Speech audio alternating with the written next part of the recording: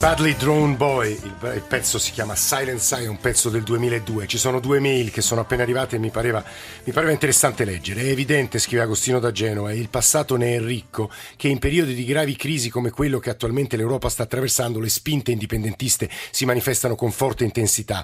Lo ha sottolineato già un ascoltatore, non c'è quindi da stupirsi di quanto sta accadendo in Scozia, in Veneto, in Ucraina, eccetera. I popoli tendono a distaccarsi dai governi centrali, accusati di inefficienza e considerati responsabili della situazione di crisi. Spesso purtroppo è così, ma non è detto che il frammentarismo porti a un miglioramento della situazione di lungo periodo. E poi sull'indipendenza veneta, perché stiamo per andare a fare un viaggio in Veneto, sono favorevole all'indipendenza del Veneto, ci scrive Alberto da Padova, per varie ragioni storiche. Il Veneto è passato sotto l'Italia con un plebiscito truffa, dopo l'annessione è arrivata la miseria e una delle più grandi emigrazioni di massa dell'anteguerra. Culturali, abbiamo una lingua nostra, una cultura identitaria precisa, come del resto anche altre regioni d'Italia. La globalizzazione le sta facendo sparire, un errore madornale. Non mi ricordo poi un episodio a Padova, vabbè, questo è contro il mezzogiorno e ve lo risparmio. Economiche, un conto è aiutare temporaneamente altre zone del paese che magari ne hanno bisogno, un altro è mantenere uno status quo basato sull'assistenzialismo clientelare. Vi dicevo, noi abbiamo cercato di andare a raccogliere, a sentire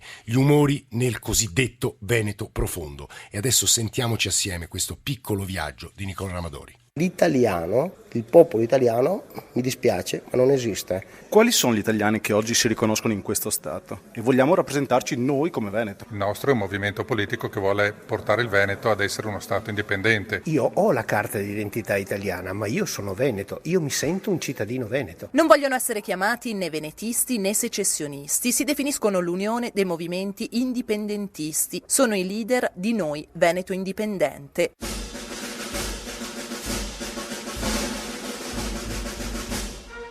Questo è il loro inno, l'inno degli indipendentisti. Ci accolgono in un circolo di mestre. Lucio Chiavegato indossa una t-shirt nera con delle scritte bianche. C'è scritto Veneto e Taniet Italie. Il Veneto non è Italia, o Veneto is not Italy, ho tutte le versioni in tutte le lingue. Chiavegato era stato arrestato nell'aprile scorso per l'occupazione di Piazza San Marco con un tanco artigianale, una sorta di carro armato fatto in casa. Quella è stata solo un'azione dimostrativa, pacifica, che non ha coinvolto e non ha fatto nessun danno e non aveva nessun proposito violento, tantomeno terroristico o diversivo. Queste erano state le accuse della Procura di Brescia, accuse decadute. Siamo semplicemente un popolo che vuole essere riconosciuto, dice Luca Azzano Cantarutti. Noi abbiamo una storia, una bandiera che ha 1100 anni di storia, è la Repubblica più longeva della storia. Ci sentiamo un popolo, questo è sufficiente che lei o chiunque giri per le piazze del Veneto trova dovunque il leone marciano, che non è un simbolo di partito, occhio, non è il simbolo della Lega, quello è il simbolo di una civiltà, di un popolo. Per loro è una questione di identità dunque, ma non solo, come racconta Fabrizio Comencini. Per noi vuol dire guardare al futuro, per noi indipendenza uguale lavoro, per noi indipendenza uguale sicurezza, per noi indipendenza uguale benessere, gioia di vivere e non tornare indietro, cioè vuol dire vita. Sicurezza, lavoro, benessere, che l'indipendenza porti vantaggi economici lo conferma anche Roberto Agirmo. Abbiamo un PIL che è superiore alla maggior parte degli altri paesi. Avremo un reddito pro capite che sarebbe sicuramente tra i più importanti di tutta l'area euro. Avremo un'economia che oggi come oggi, l'economia del Veneto da sola è sicuramente superiore a quella di vari paesi europei, sicuramente superiore a quella del Portogallo, è sicuramente superiore a quella della Grecia, che purtroppo la Grecia è messa come è messa, in una democrazia non molto diversa da quella italiana in questo momento. Quindi il Veneto non è assolutamente una nazione piccola. Per ora comunque il Veneto resta una regione italiana popolata da connazionali che arrivano da nord come da sud, e chi accusa gli indipendentisti di andare verso una deriva razzista, Chiavegato risponde così. Noi lavoriamo per la nostra terra, non lavoriamo contro gli altri, perché il problema non è la Sicilia, il problema è l'Italia, e in Sicilia il problema non è il Veneto, è l'Italia. In Sardegna c'erano 7.000 persone sabato per le strade che bloccavano con la bandiera della Sardegna, e loro non ce l'avevano con Napoli o con il Veneto, ma ce l'avevano con l'Italia. Gli indipendentisti ci salutano, ci regalano il gonfalone con il leone di San Marco, il loro inno e la loro certezza di vincere questa battaglia. La Costituzione italiana può dire quello che vuole, però ci sono i diritti internazionali che dicono che ogni popolo ha diritto di autodeterminarsi. Noi, essendo popolo, chiediamo solo questo, un diritto libertario di chiedere ai veneti quello che vogliono fare. Presidente Zaia, buongiorno, benvenuto. Buongiorno, grazie. Governatore della regione Veneto ha sentito un suo corregionario chiudere questo piccolo reportage di Nicola Amadori e dire: la Costituzione italiana può dire quello che vuole, noi vogliamo votare. Anche lei la pensa così? Beh, guardi, il tema dell'autodeterminazione e della possibilità di dare ai cittadini di esprimersi con un referendum in maniera assolutamente democratica per un quesito che è consultivo, penso sia un grande esercizio di democrazia. Riprenderei le parole del Premier Salomon scozzese, che questa mattina, alla luce dei risultati, ha detto: accetto democraticamente la scelta degli scozzesi, ed è esattamente quello che andiamo dicendo. Le ricordo che la Regione del Veneto ha approvato in maniera democratica, questo è importante, legale, diciamolo per gli ascoltatori che non lo sappiano. Ha approvato in maniera democratica e legale 2 leggi referendarie, perché per fare il referendum, spieghiamolo a chi ci ascolta, ci vuole una legge per poter indire un referendum. La Regione del Veneto ne ha approvate 2, una per audire i veneti circa la loro posizione rispetto all'indipendenza e l'altra per ovviamente sentirli rispetto all'autonomia. E il governo cosa ha fatto? Ha impugnato tutte e 2 le leggi, dice: voi non potete sentire i veneti, non dovete chiedergli niente perché non serve. Perché l'Italia è una e indissolubile, recita l'articolo 5, e al 126 prevede lo scioglimento del Consiglio regionale e la rimozione del governatore per violazione della Costituzione. Lei, Zaia, questo lo sa benissimo. Ma guardi, io ho anche votato a favore del referendum proprio perché lo so e non mi ritengo un eversivo. Io ho l'obbligo di interpretare delle istanze popolari. Posso anche dire che la Costituzione prevede molte altre cose. Ad esempio, la Costituzione, che è stata scritta nel 1948, è stata scritta dai padri costituenti, che erano degli autentici federalisti. Pensi che Einaudi, presentando la Costituzione, diceva: ad ognuno dovremmo dare l'autonomia che si spetta. La verità è che poi la gestione centralista ha portato a questo disagio, no? A questo malcontento, perché se noi avessimo il federalismo come è, che so, la Germania o da altre realtà in giro per il mondo, molto probabilmente istanze come quelle indipendentista, autonomista, al di là dell'aspetto culturale e identitario, sarebbero molto più attenuanti. Voi volevate fare un referendum, Presidente, che avrebbe offerto la seguente alternativa: più autonomia o indipendenza, giusto? Sì, noi vogliamo celebrare il referendum perché questo è il mandato che ho avuto dal Consiglio regionale, e ce ne sono 2 da celebrare, che sono uno per l'autonomia, modello Trento-Bolzano per capirci, per semplificare, e uno per l'indipendenza. Al momento siamo fermi perché c'è un'impugnativa avanti alla Corte Costituzionale e andremo a difendere le nostre 2 leggi. Presidente Zaia, glielo chiedo, diciamo, da cittadino che vive a Roma, ma non ha paura che poi il paese finisca in brandelli, si spezza in 1000 pezzi, ve ne andate voi, se ne vanno i sardi, e l'Italia, in fondo, noi abbiamo celebrato pochi anni fa i 150 anni, anche con grande e legittima enfasi, un paese che, spezzato ancora di più, conterebbe ancora di meno sul consesso internazionale?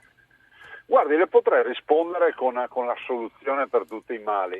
Si dice che il federalismo sia un movimento centripeto, questo lo dicono i grandi studiosi, cioè i paesi che hanno il federalismo, pensi alla Germania con i suoi Länder, aggregano, no? sono inclusivi, è centripeto. Il non federalismo è centrifugo. Chiediamoci perché accade che in Italia ci sono tutti questi movimenti di malcontento, identitari, di indipendentisti e autonomisti, perché da Roma non arrivano risposte. Questo a me sembra chiaro, no? Perché tutto questo malcontento è la domanda che Zaia rivolge, poi avremo la ministra Lanzetta a provare a rispondere. Ci sono 2 telefonate dal Veneto, Anna e poi Nello dalla provincia di Treviso. Anna, buongiorno.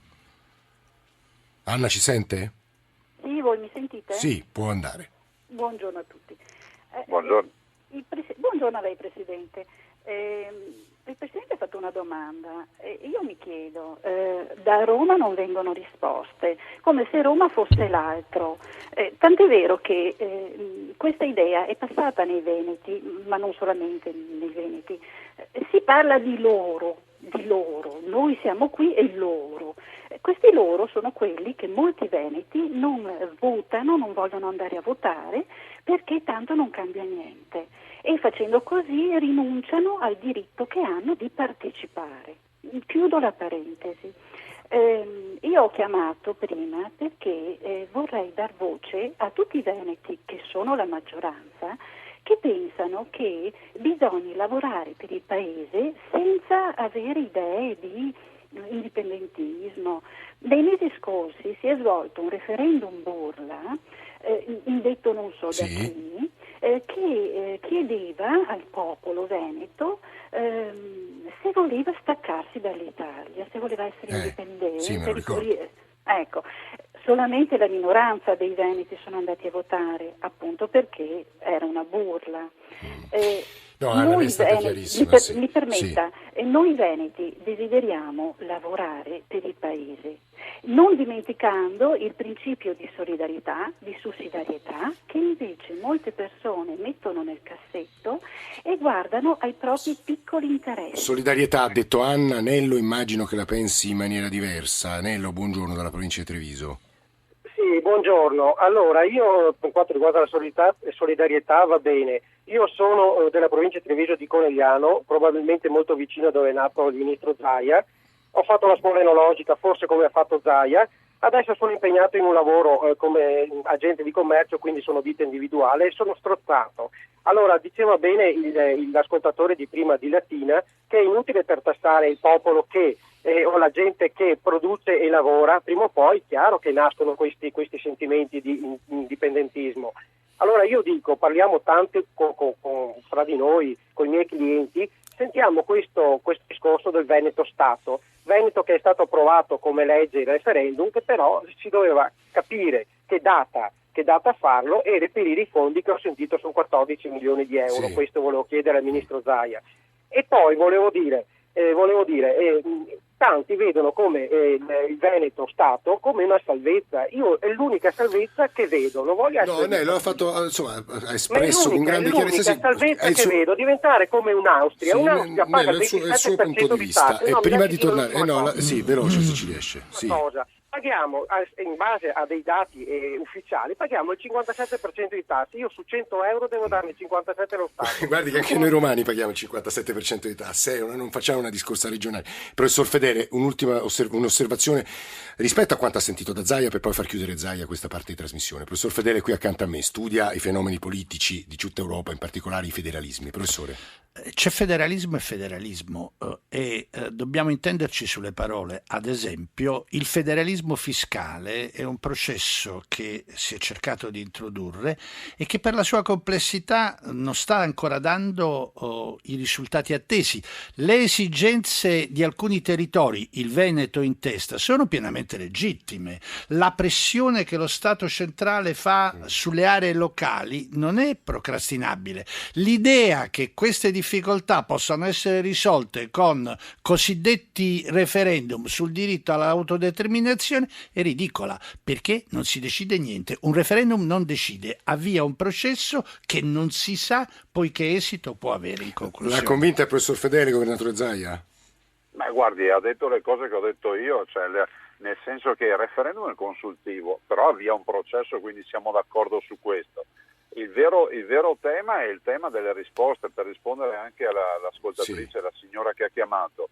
I veneti conoscono la solidarietà, la sussidiarietà. Non sto neanche qui a citare i dati perché lo trovo quasi assurdo, lo sanno tutti che siamo i primi per volontariato, una persona in 5 lo fa e tutta una serie di dati. Ma a me interessa dire che qui non è che non si partecipa. Se a Roma chiediamo e Roma non ci risponde, ne viene fuori. Lei consideri, giustamente lei ha ricordato, noi tutti paghiamo le tasse, la pressione fiscale da nord a sud in Italia è del 68,5%, contro una media europea del 46%. Ma quando queste tasse qui le cali su delle aziende, noi abbiamo 600.000 imprese, dove il rischio di impresa è una variabile che non si conta e quindi siamo fuori mercato, si capisce che una delle 4 regioni in Italia che ha un gettito, che ha un residuo fiscale attivo, noi lasciamo ogni anno 21 miliardi. Zaia, mi risponde solo un'ultima cosa. Voi governate Lombardia e Veneto e avete governato assieme a Silvio Berlusconi il paese per tanti anni. Tutte queste cose le dite, tutte queste spinte emergono solo quando al governo c'è il centrosinistra. Perché? No, non è assolutamente vero. Guardi, questo dibattito esiste da 20 anni. E le do risposta di però non siete riusciti a cambiare le cose allora quando stavate al governo. Infatti le stavo dicendo, le do risposta di una domanda che mi sta per fare. Nella mia assemblea di condominio, quando vai con il 5% dei millesimi o l'8% come è accaduto a noi a Roma, non è che puoi decidere il destino del paese. Però le faccio solo un esempio. A novembre 2011, quando è caduto il governo Berlusconi, grazie alla Lega abbiamo lasciato in eredità all'attuale governo di centrosinistra che governa da 3 anni, ricordiamolo, i costi standard. Se applicassero i costi standard a livello nazionale avremmo un risparmio di 30 miliardi di euro. Siccome abbiamo circa 100 miliardi di interessi sul debito pubblico, vuol dire che un terzo degli interessi sul debito pubblico si potrebbero pagare con i risparmi dati dalla mala gestione che c'è oggi a livello nazionale. Luca Zaia, Presidente della Regione Veneto, grazie per questo suo intervento, Grazie così a voi. come